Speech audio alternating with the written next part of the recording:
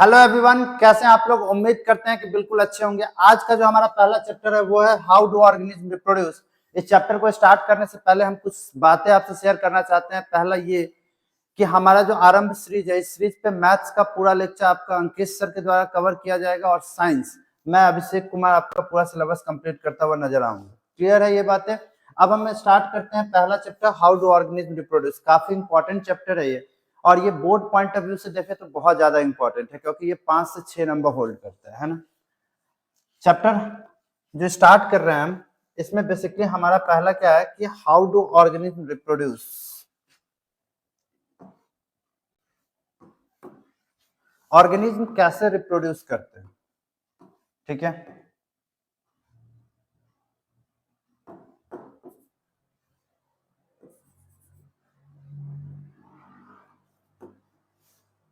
Organism कैसे reproduce करते हैं, तो ऑर्गेनिज्म जिस प्रोसेस से रिप्रोड्यूस करते हैं उसे हम क्या कहते हैं, रिप्रोडक्शन कहते हैं। क्लियर है ये बातें। The process by which living organism reproduce are known as reproduction.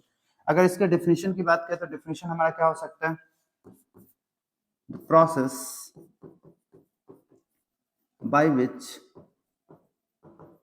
living organisms reproduce, ठीक है ना। अब सवाल ये आता है ना कि सर बस इतना ही डेफिनेशन हो गया, बात खत्म है। नहीं, रिप्रोड्यूस ऑफ स्प्रिंग्स, या फिर आप प्रोजेनी भी बोल सकते हैं, progeny of their own kind, ठीक है। मतलब क्या हुआ कि भाई साहब इंसान है ना, तो इंसान जैसा बच्चा प्रोड्यूस करेगा, ठीक है। कैट है तो कैट प्रोड्यूस करेगी, डॉग है तो डॉग प्रोड्यूस करेगा। क्लियर है ये बात है कि लिविंग ऑर्गेनिज्म जो है ना, लिविंग ऑर्गेनिज्म्स किसको रिप्रोड्यूस करेंगे, प्रोजेनी को, ठीक है। किस प्रोसेस से रिप्रोड्यूस करेंगे, रिप्रोडक्शन। किस प्रोसेस से रिप्रोड्यूस करेंगे, अच्छा, किस प्रोसेस से रिप्रोड्यूस करेंगे, by the process of reproduction. The process by which living organism reproduce offspring of their own kind are known as reproduction. Clear है ये बात है। अच्छा, अब सवाल आता है ना भाई कि क्या रिप्रोडक्शन जरूरी है लिविंग ऑर्गेनिज्म को, मतलब कोई भी लिविंग ऑर्गेनिज्म को रिप्रोडक्शन मैंडेटरी है? नहीं, विदाउट रिप्रोडक्शन किए हुए भी लिविंग ऑर्गेनिज्म सरवाइव कर सकते हैं, ठीक है। लाइफ प्रोसेस के लिए रिप्रोडक्शन एसेंशियल नहीं है, ठीक है, ठीक है, ठीक है, ठीक है। कि भाई सर लाइफ प्रोसेस के लिए क्लास 10th में पहला चैप्टर है। फर्स्ट आपका क्या जरूरत है, न्यूट्रिशन, सेकंड रेस्पिरेशन, ठीक है, थर्ड ट्रांसपोर्टेशन, और फोर्थ एक्सक्रीशन, ठीक है। फिर ये रिप्रोडक्शन क्यों परफॉर्म कर रहे हैं living organism, why living organism perform reproduction, reproduction क्यों परफॉर्म कर रहे हैं। तो बेसिकली अगर हम बात करें ना इसके बाद रिप्रोडक्शन की, फिर मूवमेंट की, ठीक है ना। तो ये सारे जो है ना, ये सारे कैरेक्टरिस्टिक्स है लिविंग ऑर्गेनिज्म के, कैरेक्टरिस्टिक्स, ठीक है। इन कैरेक्टरिस्टिक में से जो ये चारों हैं वो लाइफ प्रोसेस के लिए मैंडेटरी है।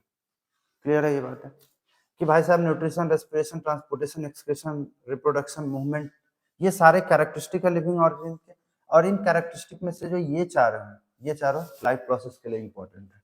क्लियर है ये बात है। लिविंग ऑर्गेनिज्म के कैरेक्टरिस्टिक है रिप्रोडक्शन, इसलिए वो रिप्रोडक्शन परफॉर्म कर रहे हैं, ठीक है। बट ये लाइफ प्रोसेस के लिए मैंडेटरी नहीं है, ये बातें आपको याद रखना है, ठीक है।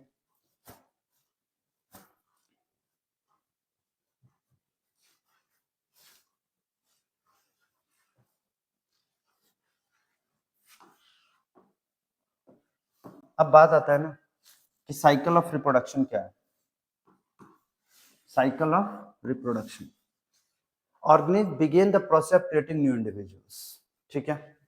ऑर्गेनिज्म जो है ना शुरू करेगा अपने जैसे ध्यान से सुनिएगा कि अपने जैसे, ओन काइंड, अपने जैसे लिविंग ऑर्गेनिज्म को प्रोड्यूस करने, ठीक है। अब जब ये अपने जैसे लिविंग ऑर्गेनिज्म को प्रोड्यूस करने की सोचेगा तो ये मोड ऑफ न्यूट्रिशन चूज करेगा कि भाई साहब क्या करे, असेक्सुअल अपना ले या फिर सेक्सुअल अपना ले, ठीक है ना। कौन सा ऑर्गेनिज्म कौन सा रिप्रोडक्शन अपनाएगा वो डिपेंड करता है कि उनके बॉडी स्ट्रक्चर कैसे हैं, ठीक है ना, कितने सेल से बने हुए हैं, यूनिसेलुलर है या मल्टी सेलुलर है, ठीक है। इसके बाद वो असेक्सुअल या फिर सेक्सुअल, इसके बाद वो क्या करेंगे, एग्जीक्यूट करेंगे रिप्रोडक्शन। कोई भी रिप्रोडक्शन एग्जीक्यूट कर सकता है, असेक्सुअल हो या फिर सेक्सुअल रिप्रोडक्शन एग्जीक्यूट कर सकता है।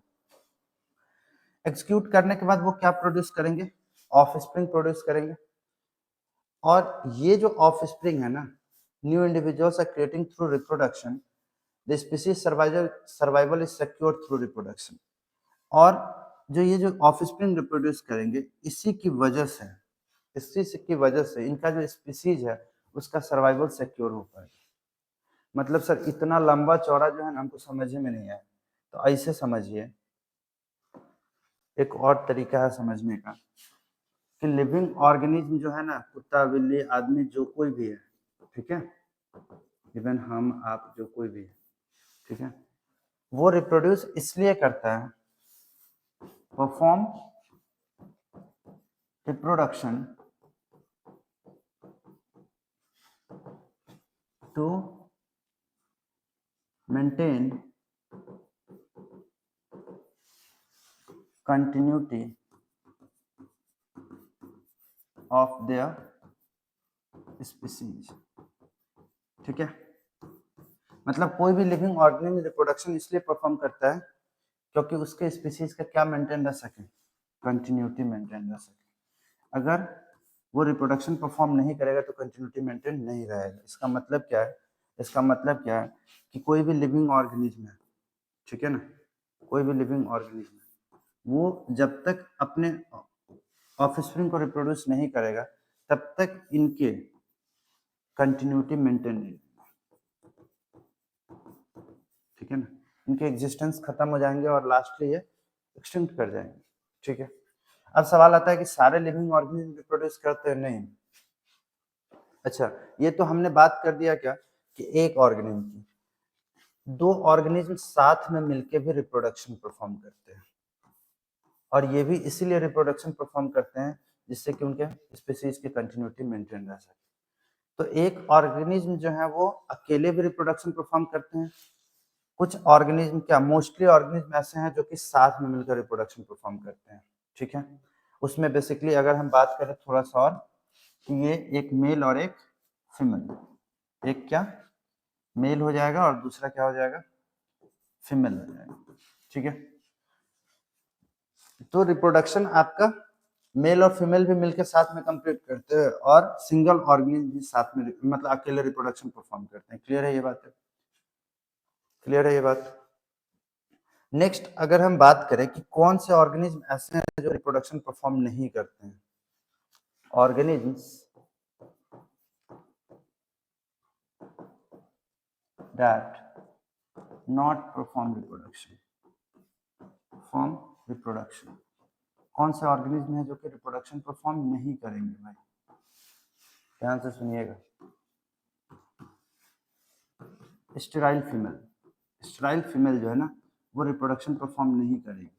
जैसा कि आपने क्लास 9th में सुना होगा ना, सुना ही होगा कि भाई साहब बी जो है ना, हनी बी जो है, ध्यान से सुनिएगा, हनी बी जो है ना वो अपने उसमें बेसिकली अगर हम बात करें तो हनी कॉम्ब लाइक स्ट्रक्चर जो प्रेजेंट होता है उसके अंदर कौन कौन प्रेजेंट होता है, हनी बी में आपका 3 टाइप के हनी बी होंगे, एक तो स्टेराइल फीमेल होगी, दूसरा ड्रोन और तीसरा क्वीन होगी, महारानी जिसको हम लोग बोल दीजिए। तो ऑर्गेनिज्म जो कि रिप्रोडक्शन परफॉर्म नहीं करते हैं वो कौन है, स्टेराइल फीमेल। स्टेराइल फीमेल आप कौन बोल सकते हैं, स्टेराइल हनी बी, ये रिप्रोडक्शन परफॉर्म नहीं करता है। क्लियर है ये बात है। चलिए तो अब नेक्स्ट और भी कोई ऑर्गेनिज्म है क्या? हाँ, कुछ ऐसे हाइब्रिड हैं जो कि रिप्रोडक्शन परफॉर्म नहीं करते हैं, ठीक है? मतलब कुछ ऐसे क्रॉस जो कि रिप्रोडक्शन परफॉर्म नहीं करते हैं। पहला आपका कौन हो जाएगा? हिंकी, ठीक है, हिंकी। और दूसरा दूसरा क्या हो जाएगा? म्यूल। खच्चर आपने देखा है? खच्चर रिप्रोडक्शन परफॉर्म नहीं करता है, हिंकी रिप्रोडक्शन परफॉर्म नहीं करता। इवन हम ह्यूमन की बात करते हैं, ह्यूमन में ट्रांसजेंडर रिप्रोडक्शन परफॉर्म नहीं करती है। तो ऑर्गेनिज्म जो कि रिप्रोडक्शन नहीं परफॉर्म करता है, तो पहला कौन हो जाएगा? स्टेराइल फीमेल, और दूसरा कौन हो जाएगा? हाइब्रिड। ये दोनों रिप्रोडक्शन परफॉर्म नहीं करते हैं। क्लियर है? हिंकी और म्यूल में बात करें तो ये किसके कॉम्बिनेशन से बने हैं? Combination of horse plus donkey. किसके कॉम्बिनेशन से बने हैं? हॉर्स और डंकी के कॉम्बिनेशन से बने हैं। तो ये ऑर्गेनिज्म रिप्रोडक्शन परफॉर्म नहीं करेगा, ठीक है? अच्छा, अगर हम बात करें ऑर्गेनिज्म, ये ऑर्गेनिज्म की, तो ये हाँ, ये ऑर्गेनिज्म रिप्रोडक्शन परफॉर्म नहीं करेगा। कौन से ऑर्गेनिज्म रिप्रोडक्शन परफॉर्म करते हैं? जो बेसिकली रिप्रोड्यूस करने के लिए कैपेबल हो। मतलब ऑर्गेनिज्म्स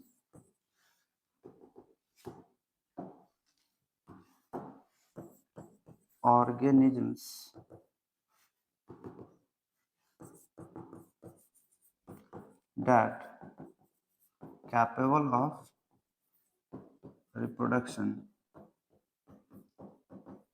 perform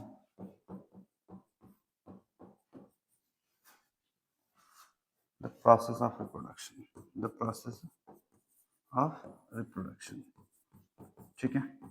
ऐसे ऑर्गेनिज्म जो कि कैपेबल है रिप्रोडक्शन करने के लिए, वही रिप्रोडक्शन के प्रोसेस को परफॉर्म कर सकते हैं, ठीक है? जो कैपेबल ही नहीं है रिप्रोडक्शन को करने के लिए, वो रिप्रोडक्शन के प्रोसेस को परफॉर्म नहीं कर सकते हैं, ठीक है? अब सवाल आता है ना कि ये ऑर्गेनिज्म जो है, ये जो ऑर्गेनिज्म है, वो यूनिसेलुलर भी हो सकता है और मल्टी सेलुलर भी हो सकता है। ये ऑर्गेनिज्म यूनिसेलुलर भी हो सकता है और मल्टी सेलुलर भी हो सकता है, ठीक है? दोनों ऑर्गेनिज्म के पास कैपेसिटी है कि वो रिप्रोड्यूस कर सकते हैं। जिनके पास क्षमता है वही रिप्रोड्यूस करेंगे, जिनके पास क्षमता ही नहीं रिप्रोड्यूस करने के, वो रिप्रोडक्शन परफॉर्म ही नहीं करेंगे। जैसे कि स्टेराइल फीमेल, हाइब्रिड, ये सारे रिप्रोडक्शन परफॉर्म नहीं करेंगे। क्लियर है ये बात? अब बात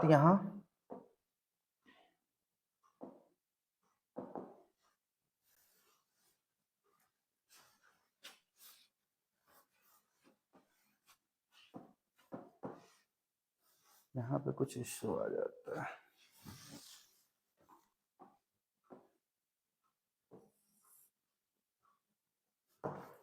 कि ऑर्गेनिज्म अगर रिप्रोडक्शन परफॉर्म कर रहा है, तो क्या ये जो ऑफस्प्रिंग है, मतलब मान लेते हैं क्या कि ये एक मेल हो गया और ये एक फीमेल, ठीक है? ये दोनों रिप्रोड्यूस करने के बाद ये ऑफस्प्रिंग है। क्या ये एग्जैक्ट कॉपी होगा? ये एग्जैक्ट कॉपी होगा, मतलब आइडेंटिकल होगा क्या? ये आइडेंटिकल होगा? आइडेंटिकल होगा? नहीं होगा। ये ऑर्गेनिज्म आइडेंटिकल नहीं होंगे, ठीक है? ये जो ऑर्गेनिज्म होगा ये सिमिलर होगा। मतलब क्या कि इनके एग्जैक्ट कॉपी नहीं होंगे। अच्छा, मतलब यूनिसेलुलर अगर कोई ऑर्गेनिज्म है, तो क्या उनके भी ऑफस्प्रिंग जो हैं वो आइडेंटिकल होंगे? नहीं, इनके ऑफस्प्रिंग आइडेंटिकल नहीं होंगे। इनके भी ऑफस्प्रिंग जो है ना वो सिमिलर होंगे। कैसे होंगे? सिमिलर होंगे, मतलब एग्जैक्ट कॉपी नहीं होगा, उन्हीं के जैसा होगा, ठीक है? अगर ह्यूमन की बात करें तो ह्यूमन के ऑफस्प्रिंग किसके जैसे होंगे? ह्यूमन के जैसे होंगे, ठीक है? अगर अमीबा है तो अमीबा के ऑफस्प्रिंग किसके जैसे होंगे? अमीबा के जैसे होंगे। बैक्टीरिया है तो बैक्टीरिया का ऑफस्प्रिंग बैक्टीरिया के जैसा होगा। क्लियर है ये बात? ये आखिर होता क्यों है? वाई ये आइडेंटिकल ना होकर सिमिलर होते हैं? ध्यान से सुनिएगा। इससे पहले हम लोग थोड़ा सा ये बातें कर लेते हैं ना कि all organisms are made up of made up of cell. सारे ऑर्गेनिज्म किससे बने हैं? सेल से बने हैं।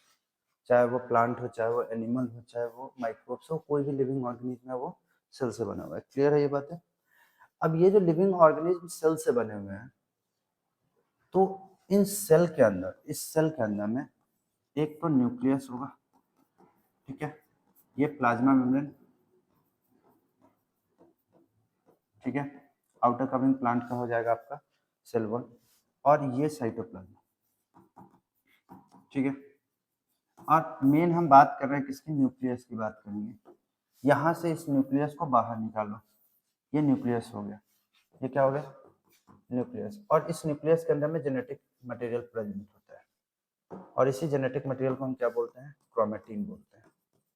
इसी जेनेटिक मटेरियल को क्रोमेटिन, मतलब होल्ड क्या करता है? ये कलर चेंज कर दो, hold genetic material. Genetic material कौन होल्ड करता है? क्रोमेटिन होल्ड कर रहा है, ठीक है।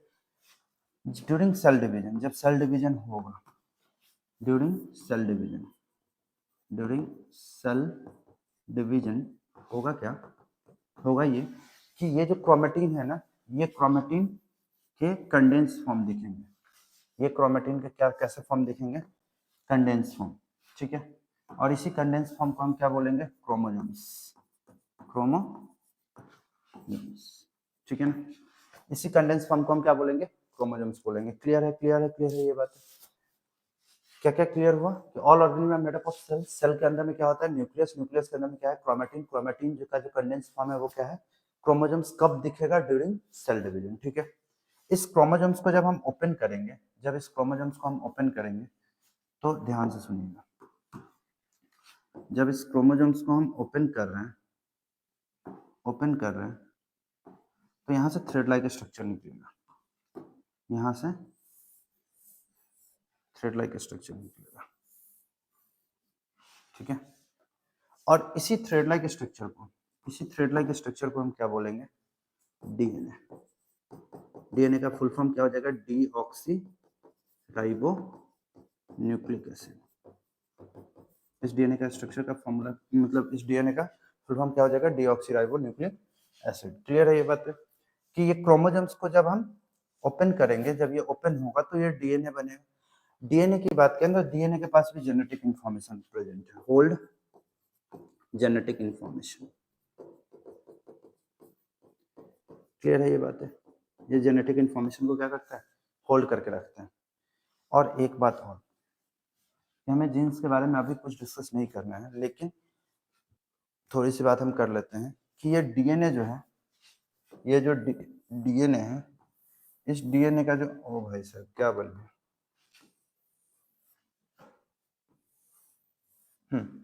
ये जो डीएनए है, ठीक है, इस डीएनए का जो डिस्टिंक्ट सेगमेंट होगा, डिस्टिंक्ट सेगमेंट,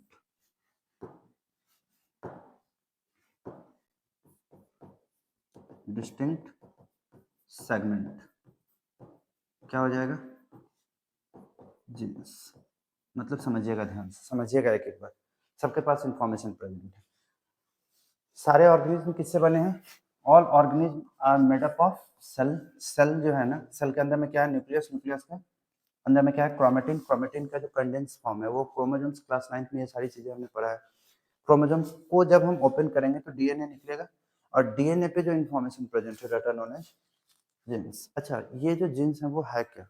फॉर एग्जाम्पल क्या है ना कि डीएनए पे बहुत सारे इन्फॉर्मेशन प्रेजेंट है, 20,000, 22,000, 23,000, 24,000 के आसपास में इंफॉर्मेशन प्रेजेंट है। अब इस इंफॉर्मेशन में से, जैसे कि ये रिमोट है, ये हमने बोला क्या कि ये डीएनए है, ठीक है।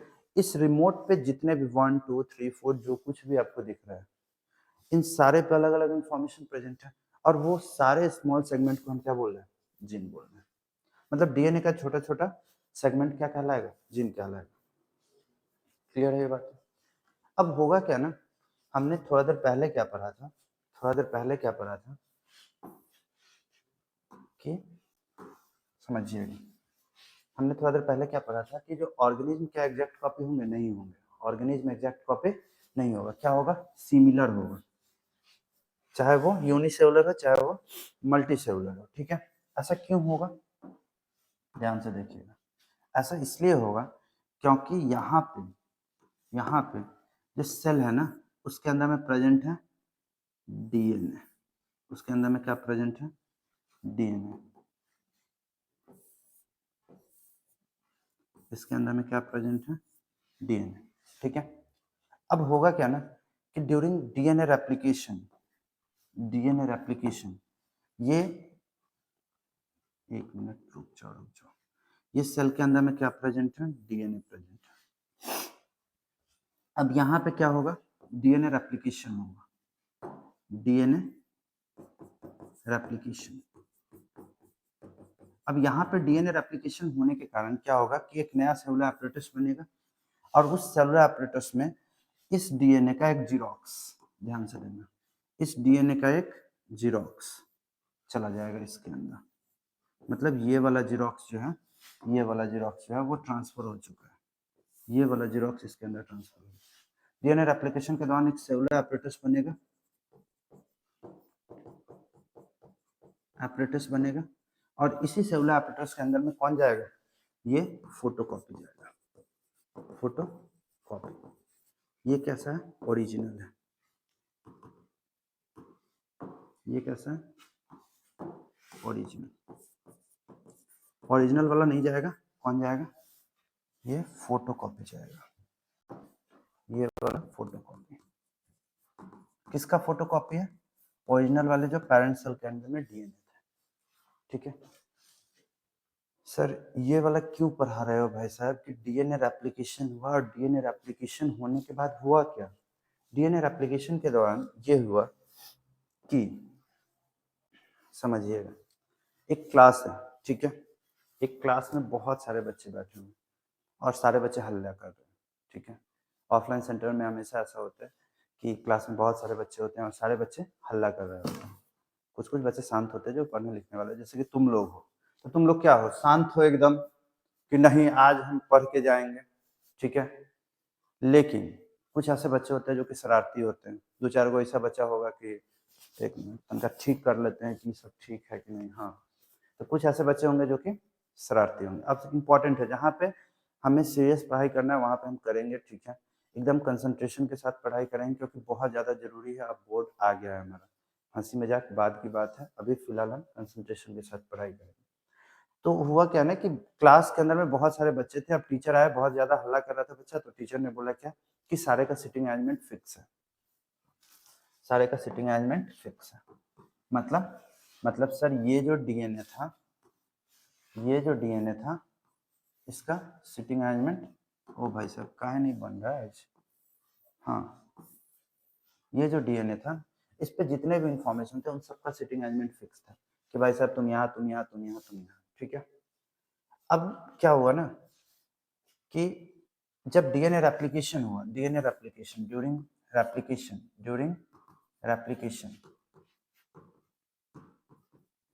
रेप्लिकेशन के टाइम पे ये तो ओरिजिनल वाला था ही, इसका एक जीरोक्स बना,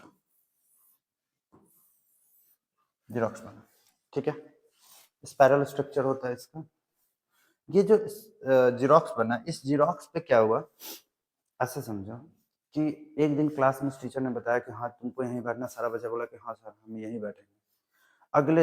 अगले दिन क्या हुआ कि सेम क्लास के अंदर फिर टीचर दोबारा आने के बाद हुआ क्या ना कि 50-60 बच्चे बैठे हैं, उसमें 5-6 ऐसा गधा होगा जो कि चक्का वाला काम करेगा। उसी में से कुछ ऐसे इंफॉर्मेशन थे जो कि गधा लाइक स्ट्रक्चर में थे। तो उन्होंने क्या किया कि अपने सीट को चेंज कर दिया, वो बच्चे जो थे वो सीट को चेंज कर दिए। सीट को चेंज किए तो क्या टीचर को, ध्यान से सुनना अब इम्पोर्टेंट है, कि एक क्लास में 4-5 ही बच्चा टीचर को मतलब सीट चेंज किया। जब वो सीट चेंज किया तो हुआ क्या, हुआ ये कि टीचर को कुछ पता ही नहीं चला, थोड़ा बहुत वेरिएशन हुआ। वैसे ही इसमें केस होता है ना कि मान लो कि कुछ इंफॉर्मेशन जो है ना during DNA replication, some information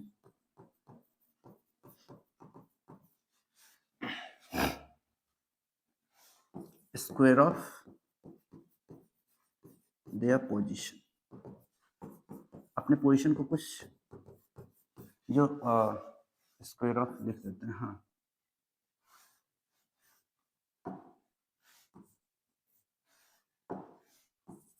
square of their position, कुछ ऐसे इंफॉर्मेशन थे जो कि अपनी पोजीशन को स्क्वायर ऑफ की, ठीक है। तो यहाँ पे डीएनए एप्लीकेशन कुछ ऐसे इंफॉर्मेशन थे जो कि अपने पोजीशन को स्क्वायर ऑफ किए, तो थोड़े बहुत करने के कारण क्या हुआ कि जो उनके अंदर कुछ चेंजेज आए, और वही चेंजेस जो है ना, वही changes due to square of, due to, direct ऐसा लिख दो ना, वही चेंजेस जो है ना उनमें क्या लेके आया, वेरिएशन लेके आया। वही चेंजेस के कारण क्या हुआ, वेरिएशन हुआ। मतलब ये वाला जो था ना, ये वाला फोटोकॉपी, इनके अंदर क्या हुआ, वेरिएशन हुआ। इनके अंदर क्या हुआ, वेरिएशन। समझ में आया क्या, समझ में आया क्या, नहीं समझ में आया, समझिएगा एक बार ध्यान से कि इनके अंदर वेरिएशन हुआ। अब वेरिएशन हुआ कैसा, स्मॉल वेरिएशन, मतलब वेरी नेग्लिजिबल वेरिएशन, बहुत थोड़ा बहुत वेरिएशन। अच्छा, ये वेरिएशन दो टाइप के हो सकते हैं, स्मॉल या फिर ड्रास्टिक, मतलब थोड़े बहुत चेंजेस हुए या फिर बहुत बड़े लेवल पे चेंजेस हुआ। मतलब क्लास में एक दिन ऐसा हुआ कि सारा बच्चा अपना सीट चेंज कर लिया था, मास्टर साहब आए बोले कि भाई साहब साफ साफ दिख रहा है कि तुमको तो हम यहाँ बैठाए थे कल, आज तुम वहाँ बैठे हुए, ठीक है। तो सर गुस्सा हो जाएंगे, सर बोलेंगे कि नहीं नहीं नहीं नहीं, फिर से सीट चेंज किया जाए, सीट चेंज किया जाए, यानी कि जो बच्चा जिस पोजीशन पे पहले था उसी पोजीशन पे जाओ, और नहीं तो हम क्लास नहीं लेंगे। तो वो जो सीटिंग अरेंजमेंट जो कि बनाया गया था ड्रास्टिक चेंजेस के कारण, वो पूरी तरीके से डिस्ट्रॉय हो गया। तो ऐसे ही समझना कि अगर अगर डीएनए एप्लीकेशन के दौरान ड्रास्टिक चेंज आया, क्या बोला हमने, ड्रास्टिक चेंज आया तो सरवाइव नहीं करेगा। डीएनए एप्लीकेशन के दौरान ड्रास्टिक चेंज आया तो सरवाइव नहीं करेगा, ठीक है। स्मॉल चेंजेस हुआ तो यहाँ पे सर्वाइवल होगा, सर्वाइवल होगा, ठीक है। स्मॉल चेंजेस आएगा तो सर्वाइवल होगा, ठीक है। थोड़ा सा एक बार हम लोग रिकैप कर लेते हैं। रिकैप क्या करना था कि सेल के अंदर में न्यूक्लियस, न्यूक्लियस के अंदर में क्रोमेटिन, क्रोमेटिन जो है वो थ्रेड लाइक स्ट्रक्चर है। इसके बाद सेल डिवीजन के टाइम पे क्रोमोसोम्स, क्रोमोसोम्स के स्पाइरल फॉर्म में डीएनए, डीएनए के स्मॉल सेगमेंट जो थे वो कौन थे, जीन्स थे। डीएनए की बात करें तो डीएनए का रेप्लिकेशन होता है ड्यूरिंग सेल डिवीजन। कब होगा रेप्लिकेशन, ड्यूरिंग, कब होगा भाई साहब, सेल डिवीजन के टाइम पे, सेल डिवीजन के टाइम पे डीएनए रेप्लिकेशन कब हो रहा है, सेल डिवीजन के टाइम पे। तो सेल डिवीजन के टाइम पे डीएनए रेप्लिकेशन होगा, डीएनए रेप्लिकेशन के कारण कुछ वेरिएशन देखने को मिलेगा। ये इंपॉर्टेंट टॉपिक है, वेरिएशन देखने को मिलेगा।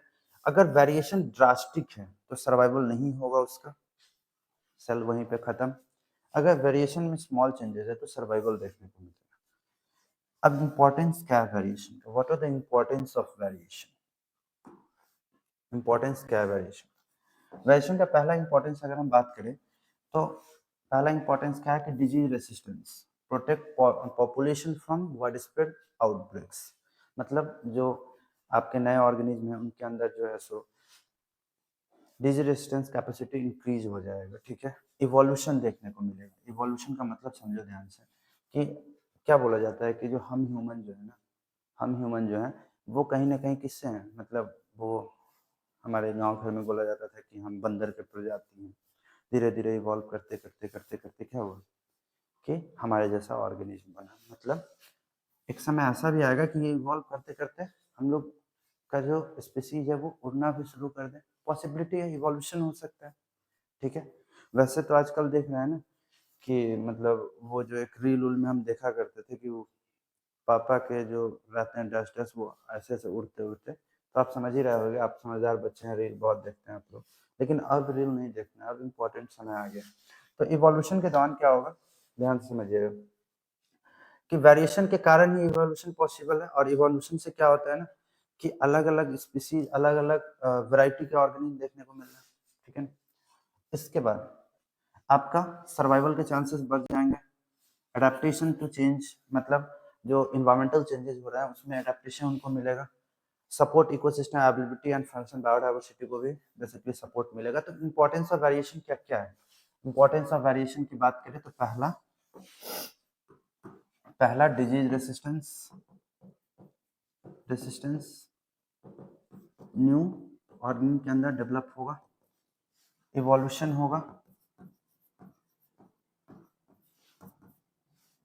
एडाप्टेशन टू चेंज,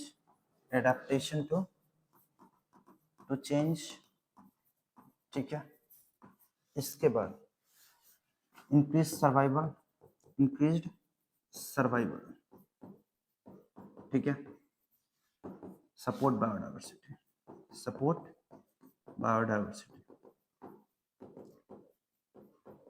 ठीक है। मतलब ये जो है ना इंपॉर्टेंस ऑफ वेरिएशन, अक्सर पूछा जाता है कि what are the advantage of variation, तो वेरिएशन के एडवांटेज यही सारे आप लिख देंगे एग्जाम में। अब हमारा जो है ना सारा टॉपिक जो है खत्म हुआ मोड्स ऑफ रिप्रोडक्शन से पहले का। मोड्स ऑफ रिप्रोडक्शन से पहले क्या क्या था? पहला टॉपिक जो था वो रिप्रोडक्शन था। रिप्रोडक्शन के बाद आपका दो organism exact copy of their themself, और तीसरा जो था ना वो वेरिएशन था। तो एग्जैक्ट कॉपी नहीं होगा, सिमिलर होगा, उसके जैसा होगा, 100% उसी के जैसा होगा, ऐसी बात भी नहीं है, थोड़ा बहुत उससे वेरिएट करता हुआ दिखेगा। वेरिएशन क्यों हो रहा है? तो आपको पता है डीएनए रेप्लिकेशन के दौरान कुछ चेंजेस होने के कारण वेरिएशन हो रहा है। और वेरिएशन के क्या क्या एडवांटेज है? तो disease resistance, evolution, adaptation, increase survival, support biodiversity. देखिए ये टॉपिक जो था ना जनरली अगर हम बात करें तो बहुत लंबा चला गया ये हमारा, लेकिन इसे समझना इंपॉर्टेंट था हमारे लिए, ठीक है। अब नेक्स्ट अगर हम बात करें ना कि types of reproduction, types of reproduction का टाइप, ठीक है। टाइप्स ऑफ रिप्रोडक्शन की बात करें तो रिप्रोडक्शन के टाइप जो है ना, सब कुछ क्लियर है। टाइप्स ऑफ रिप्रोडक्शन की बात करें तो पहला क्या हो जाएगा? असेक्सुअल, दूसरा क्या हो जाएगा? सेक्सुअल, ठीक है। अब ध्यान से देखिएगा कि असेक्सुअल की बात करें ना तो एक ऑर्गेनिज्म, सिंगल ऑर्गेनिज्म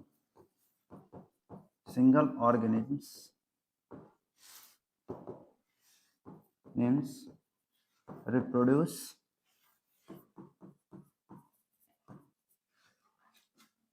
रिप्रोड्यूस करेगा, ठीक है। सेक्सुअल में बोथ मेल एंड फीमेल दोनों रिप्रोड्यूस करेगा, ठीक है। अभी फिलहाल जो हमें पढ़ना है वो है सेक्सुअल रिप्रोडक्शन। अभी फिलहाल हमें जो पढ़ना है वो है असेक्सुअल, ठीक है। असेक्सुअल की बात करें तो असेक्सुअल में सिंगल ऑर्गेनिज्म रिप्रोड्यूस करेगा, ठीक है ना। इसके बाद रिप्रोडक्शन जो है ना लिख ही देते हैं यहाँ पे, सिंगल ऑर्गेनिज्म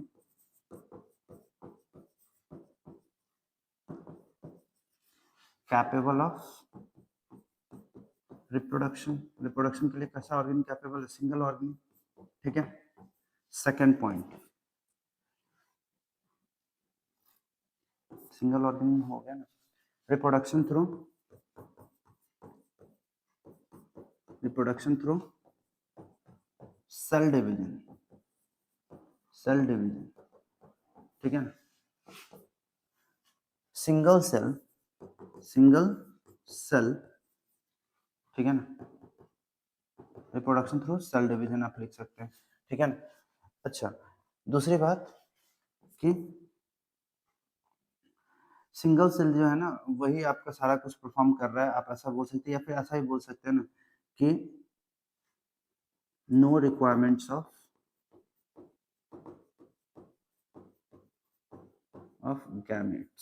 गैमेट्स का कोई रिक्वायरमेंट नहीं होगा, ठीक है। अच्छा ध्यान से सुनिएगा, ये गैमेट क्या है? Reproductive cell. भाई साहब डिवीजन से हो रहा है ना रिप्रोडक्टिव सेल का कोई रिक्वायरमेंट आपको देखने को यहाँ पे नहीं मिलेगा। क्लियर है ये बात है? अब बात कर लेते हैं कि किस किस ऑर्गेनिज्म में ये असेक्सुअल रिप्रोडक्शन देखने को मिलता है। तो भाई साहब असेक्सुअल जो है वो पहला किस में देखने को मिलेगा? Amoeba, paramecium, Leishmania. तो इससे पहले हम लोग देख लेते हैं कि टाइप्स ऑफ असेक्सुअल के भी टाइप्स हैं। पहला हो जाएगा आपका बाइनरी फिजन, दूसरा हो जाएगा आपका मल्टीपल फिजन, तीसरा हो जाएगा बडिंग, फ्रैगमेंटेशन,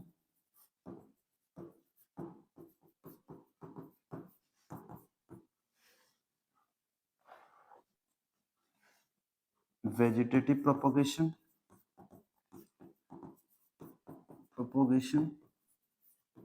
ठीक है, और फोर्थ अगर हम बात करें तो स्पोर फॉर्मेशन, ठीक है। Multiple fission, budding, fragmentation, vegetative propagation और स्पोर फॉर्मेशन, ये टाइप्स ऑफ असेक्सुअल रिप्रोडक्शन। मतलब असेक्सुअल रिप्रोडक्शन के क्या टाइप्स, असेक्सुअल के टाइप्स, ठीक है। सबसे पहला जो है ना, हमें असेक्सुअल रिप्रोडक्शन का जो टाइप पढ़ना है, वो टाइप पढ़ना है हमें बाइनरी फिजन, बाइनरी फिजन। ओ भाई हाँ, बाइनरी फिजन। क्या क्या हो रहा है यहाँ पे, ध्यान से देखिएगा। ऑर्गेनिज्म डुप्लीकेट जेनेटिक मटेरियल, अपने जेनेटिक मटेरियल का क्या करेगा, डुप्लीकेट करेगा। इसके बाद cell divide into two daughter cell, cell कितने डॉटर सेल में टूटेगा, टू डॉटर सेल में। Daughter cell identical to parent cell. अब ध्यान से देखिएगा यहाँ पे क्या लिख रहा है ना, आइडेंटिकल लिख रहा है, यहाँ पे क्या लिख रहा है, आइडेंटिकल लिख रहा है, लेकिन हमने क्या बोला, सिमिलर होगा। हमने क्या बोला था कि सिमिलर होगा, सिमिलर होगा, ठीक है। अब देखिए, क्योंकि एक ही सेल से सेल डिवीजन हुआ है, और वहां अगर हम सेक्सुअल रिप्रोडक्शन की बात करें तो सेक्सुअल में क्या है, मेल है, फीमेल है, तो मेल के जेनेटिक इन्फॉर्मेशन, फीमेल के जेनेटिक इन्फॉर्मेशन। तो जनरली क्या है ना कि सेक्सुअल रिप्रोडक्शन के अंदर आपका चेंजेस जो है ना, वेरिएशन थोड़ा सा ज्यादा देखने को मिलेगा as comparison to single cell organism, ठीक है ना। सॉरी, मतलब असेक्सुअल रिप्रोडक्शन, क्योंकि यहाँ पे डिवीजन से हो रहा है। तो यहाँ पे आइडेंटिकल की जगह आप सिमिलर लेके चल सकते हैं, similar to parent cell. Rapid population growth, मतलब पॉपुलेशन ग्रोथ बहुत तेजी से होगा आपका बाइनरी फिजन के अंदर।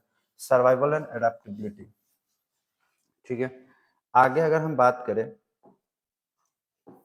तो ये जो अमीबा है,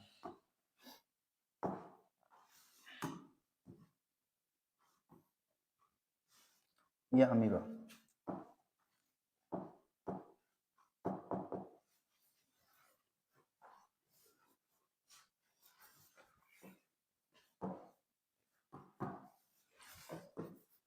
अमीबा, ये कौन है, अमीबा है, ठीक है। अमीबा की बात करें ना तो ये कैसा ऑर्गेनिज्म है, single cell organism, single cell cellular, cellular, ठीक है।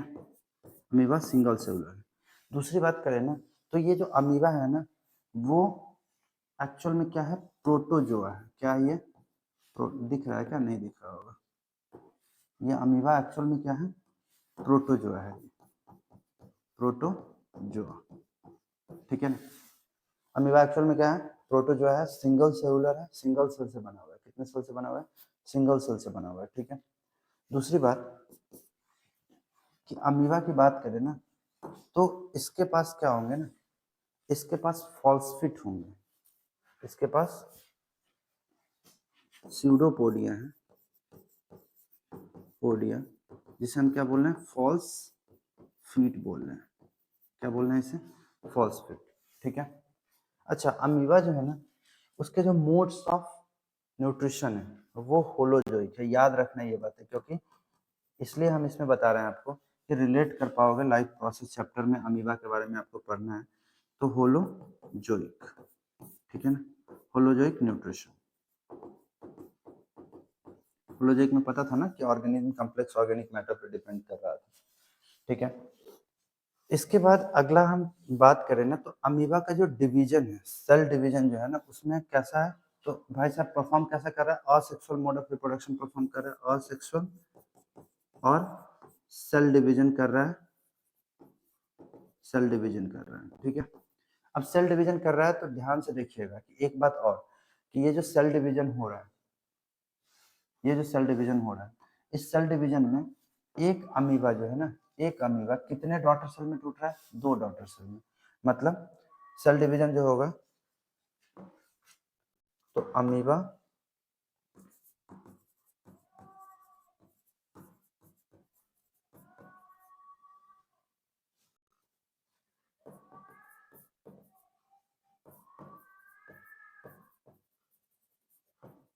टू डॉटर सेल, अमीबा कितने डॉटर सेल में ब्रेक करेगा?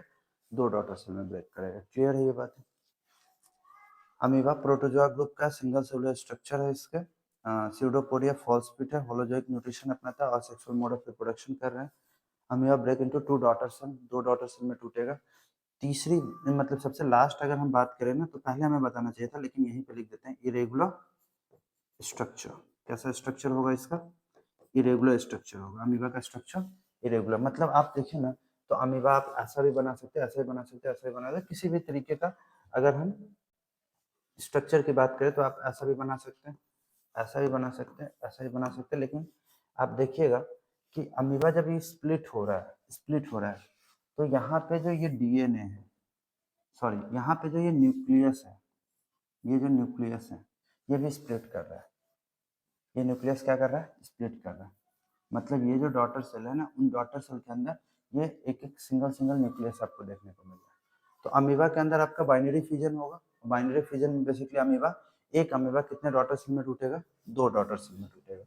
मतलब और सेक्सुअल मोड ऑफ रिप्रोडक्शन जिसमें कि एक अमीबा कितने डॉटर सेल में टूट रहा है? 2 डॉटर सेल में टूट रहा है और हो क्या रहा है? यहाँ पे बाइनरी फिजन हो रहा है। क्लियर है ये बात? नेक्स्ट अगर हम बात करें, नेक्स्ट अगर हम बात करें तो ये हमारा क्या है? लिस्मानिया। लिस्मानिया ये इंपॉर्टेंट है, ध्यान से देखिएगा। लिस्मानिया की बात करें, लिस्मानिया, ठीक है, कैसा बाइनरी फिजन करेगा? कैसा बाइनरी फिजन करेगा भाई साहब? लॉन्गिट्यूडनल। कैसा बाइनरी फिजन करेगा? लॉन्गिट्यूडनल। क्लियर है ये बात है? कैसा बाइनरी फिजन ये कर रहा है? लॉन्गिट्यूडनल बाइनरी फिजन कर रहा है, ठीक है। लिस्मानिया की बात करें तो ये भी कैसा होगा? यूनिसेलुलर होगा। कैसा स्ट्रक्चर होगा इसके पास? यूनिसेलुलर। इसके पास फ्लैगिला भी होता है, फ्लैगिलेटेड स्ट्रक्चर होता है, ये फ्लैगिला, फ्लैगिला, ठीक है ना। तो ये लिस्मानिया जो है ना वो यूनिसेलुलर है।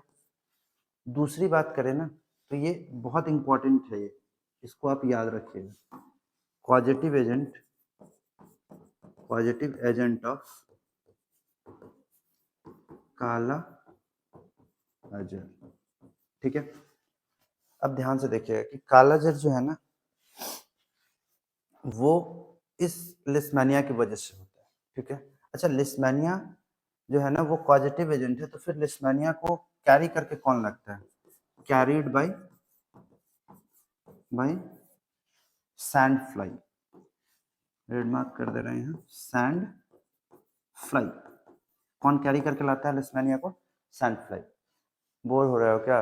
रात हो गया हुआ है, लगभग 1:47 हो रहा है, वीडियो रिकॉर्ड कर रहे हैं, तो वो थोड़ा सा मतलब चीजों को आप कॉपरेट करें कि कैरिड बाय किससे?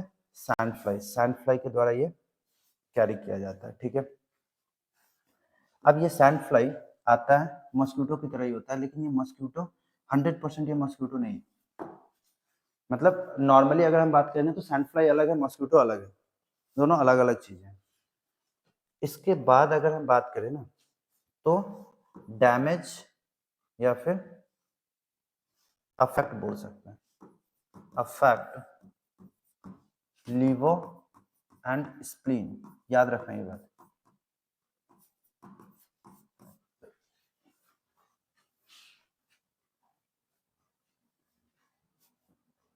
लीवर और स्प्लीन, SPEE होगा ना,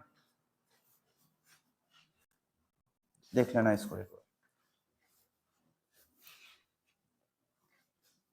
अफेक्ट लीवर और स्प्लीन, किसको अफेक्ट करेगा? ये लीवर और स्प्लीन को ये डायरेक्टली अफेक्ट करता है, ठीक है ना।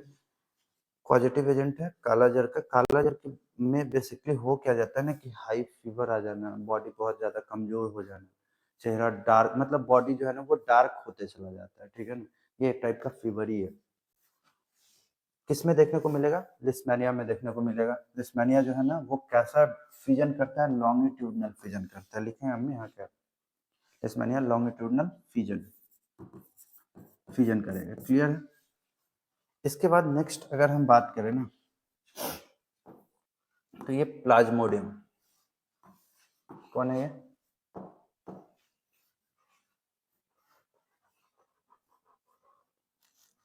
वो क्या नहीं रहा भाई,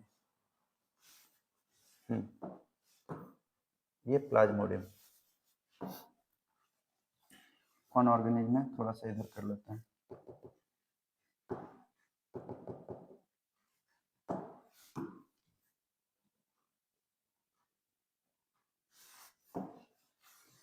प्लाज्मोडियम, ठीक है। प्लाज्मोडियम की बात करें ना तो ये प्लाज्मोडियम जो है ना वो यूनिसेलुलर है, याद रखिएगा एक बात, ये भी क्या है? यूनिसेलुलर है, ठीक है। और अगर हम बात बोले ना तो प्लाज्मोडियम भी क्या है? एक प्रोटोजोआ ही है, प्रोटोजोआ। ये कैसा फिजन करेगा? Multiple fission. प्लाज्मोडियम कैसा फिजन करेगा? Multiple fission. मल्टीपल फिजन में क्या होगा? ध्यान से समझिएगा, ध्यान से समझिएगा, यहाँ पे हम बहुत डिटेल में आपको समझा देते हैं, फिर कहीं पर डिस्टर्ब होगा। हाँ, यहाँ पे होगा क्या कि ये जो प्लाज्मोडियम है ये पहले यूनिसेलुलर स्ट्रक्चर है। ये क्या है? यूनिसेलुलर, ठीक है। और इस यूनिसेलुलर स्ट्रक्चर के अंदर में ना, इस यूनिसेलुलर स्ट्रक्चर के अंदर में सिंगल न्यूक्लियस है। कैसा न्यूक्लियस है? यहाँ सिंगल, ठीक है। कुछ समय के लिए अमीबा क्या हो जाएगा? Multi nucleated. कुछ समय के लिए अमीबा मल्टी न्यूक्लिएटेड, कुछ समय के लिए अमीबा मल्टी न्यूक्लिएटेड हो जाएगा, मतलब बहुत सारे इसके अंदर ये न्यूक्लियस हो जाएंगे। लेकिन याद रखिएगा, याद रखिएगा, टेम्पररी है, टेम्पररी, बहुत कम समय के लिए ये मल्टी न्यूक्लिएटेड होगा, ठीक है ना। और ये जो अमीबा है ना, सॉरी, ये जो प्लाज्मोडियम है, अमीबा बोल दिए थे क्या, सॉरी, प्लाज्मोडियम है। ये जो प्लाज्मोडियम है ये ब्रेक करेगा और ब्रेक करने के बाद जितने भी न्यूक्लियस हैं, जितने भी न्यूक्लियस हैं वो सारे न्यूक्लियस बाहर आएंगे। ये सारे न्यूक्लियस क्या हो जा रहे हैं? बाहर आ जा रहे हैं, ठीक है। ये सारे न्यूक्लियस बाहर आ रहे हैं और ये सारे न्यूक्लियस क्या करेंगे? फिर से आउटर कवरिंग डेवलप करेंगे और उस आउटर कवरिंग में फिर से क्या होगा कि मल्टीपल फ्यूजन होगा। मल्टीपल फ्यूजन में बेसिकली एक प्लाज्मोडियम कई सारे प्लाज्मोडियम को जन्म दे रहा है, एक प्लाज्मोडियम कई सारे प्लाज्मोडियम को जन्म दे रहा है। ये बात क्लियर है? ये कॉजेटिव एजेंट किसका है? कॉजेटिव एजेंट ऑफ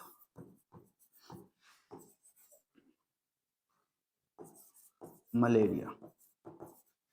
ये किसका कॉजेटिव एजेंट है? मलेरिया का कॉजेटिव एजेंट है। कौन कॉजेटिव एजेंट है भाई? प्लाज्मोडियम। याद रखिएगा ये बात, ये प्लाज्मोडियम है, कॉजेटिव एजेंट ये मलेरिया का है। इसके बाद नेक्स्ट इंपॉर्टेंट याद रखना, ठीक है ना, कैरिड बाय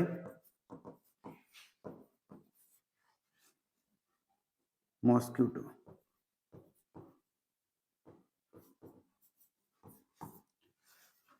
मॉस्किटो, ठीक है ना, फीमेल एनोफ्लीज मॉस्किटो जो है ना वो इसे कैरी करती है, ठीक है ना। प्लाज्मोडियम जो है ना वो मलेरिया और ये मलेरियल पैरासाइट भी इसे बोला जाता है, मतलब मलेरियल पैरासाइट आप इसे बोल सकते हैं, पैरासाइट, ठीक है। और ये जो मलेरियल पैरासाइट है ना वो एक्चुअल में क्या करता है? Affect liver and RBC. कैसे अफेक्ट करता है? तो लीवर के अंदर ये जाएगा और start multiplying inside the liver. Liver के अंदर ये क्या करना स्टार्ट कर देगा? मल्टीप्लाई करना स्टार्ट कर देगा। कौन करना स्टार्ट कर देगा भाई? Malarial parasite. इस मलेरियल पैरासाइट को क्या बोलते हैं हम? प्लाज्मोडियम।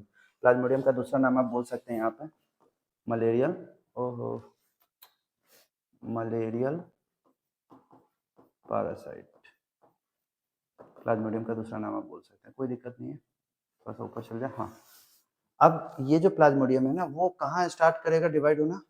लिवो, यहाँ पे भी ये डिवाइड होना स्टार्ट करेगा, स्टार्ट डिवाइडिंग। और ये क्या कॉज करता है? ये क्या कॉज करता है? मलेरिया कॉज करता है। मतलब पैरासाइट का मतलब क्या होता है भाई? पैरासाइट का मतलब क्या होगा?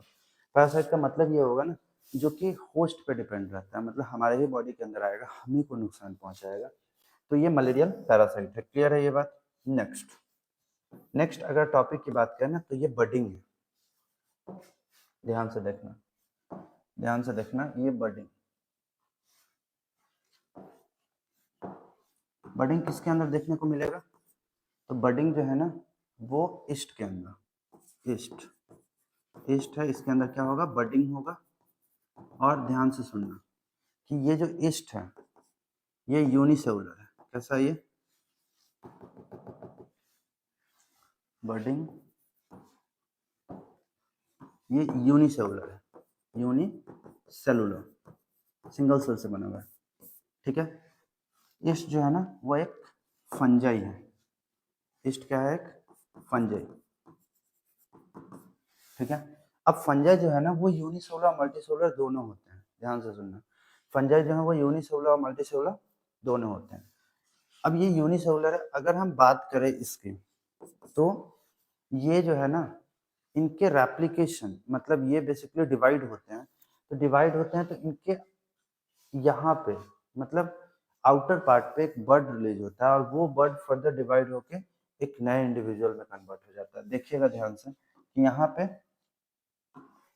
ये बर्ड डेवलप हुए, ये बर्ड डेवलप हुआ, और ये बर्ड, याद रखिएगा कि न्यूक्लियस दोनों में सेपरेट है। ये बर्ड आगे चल के चेन ऑफ बर्ड में बन गया, कंप्लीट हो गया। ठीक है, अब ये जो फंजाई है ना, ये ईस्ट, इसकी अगर हम बात करें तो इसके अगर ओवर ग्रोथ हो जाए, रैपिड ग्रोथ होता है, मतलब बहुत तेजी से ये ग्रो करता है, रैपिड ग्रोथ होता है, इनके अंदर ग्रोथ होता है। ठीक है ना, और इसका यूज इन बेकरी आइटम, किसमें यूज होता है ये? Bakery item. और एक बात और कि over growth damage the food item. ठीक है ना, बेकरी आइटम में, इंडस्ट्री के अंदर यूज होता है इसका। ठीक है, बर्डिंग किसके अंदर देखने को मिल रहा है? ईस्ट के अंदर, जिसमें कि आउटर ग्रोथ निकल रहा है, और वो आउटर ग्रोथ एक चेन ऑफ बर्ड्स में कन्वर्ट हो रहा है। क्लियर है ये बात? किसके अंदर हो रहा है, याद रखना, ईस्ट के अंदर बर्डिंग हो रहा है। ये एक फंजाई है, ये क्या है? फंजाई है। नेक्स्ट